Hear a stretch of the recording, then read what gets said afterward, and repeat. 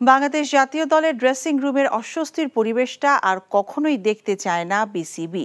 2023 বিশ্বকাপে হাতুরু সিংয়ে ও খালেদ মাহমুদ সুজনের দ্বন্দ্ব প্রসঙ্গে এ মন্তব্য করেছেন জালাল ইউনুস। এছাড়া আসন্ন পাকিস্তান সফর নিয়ে বিভিন্ন পরিকল্পনার কথা জানিয়েছেন তিনি। মমিনুর রিপনের রিপোর্ট। ভারতে 2023 ওয়ানডে বিশ্বকাপে কোচ চন্দ্রিকা হাতুরু সিংহে ও তৎকালীন টিম ডিরেক্টর খালেদ মাহমুদ সুজনের দ্বন্দ্ব নিয়ে অস্বস্তিতে ছিল বাংলাদেশের ড্রেসিং রুম। কোচের এক না এক তন্ত্র প্রতিষ্ঠা আর নিজের ভূমিকা নিয়ে কয়েকবার গণমাধ্যমে বোমা ফাটিয়েছিলেন সুজন, কিন্তু এতদিন এ নিয়ে আনুষ্ঠানিক কোনো বিবৃতি দেয়নি বিসিবি। অবশেষে সেই দ্বন্দ্বের কথা স্বীকার করলেন জালাল ইউনুস। বললেন, ড্রেসিং রুমে এমন পরিবেশ আর কখনোই চায় না ক্রিকেট বোর্ড।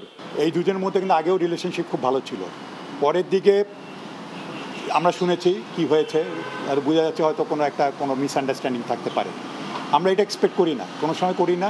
আমরা হেলদি রিলেশনশিপ চাই। 2 টেস্টের দলে থাকবেন সাকিব আল হাসান, বিবেচনায় আছেন তাসকিন আহমেদ এবং স্পিন কোচ হিসেবে মুস্তাক আহমেদ। মুস্তাককে আমরা পাকিস্তান সিরিজের জন্য পাবো, আর যেহেতু সামনে ওর নিজেরও কিছু প্রোগ্রাম আছে, সেই জন্য সে পারছে না যে বাকি সিরিজে যেগুলোতে অ্যাভেলেবেল থাকতে।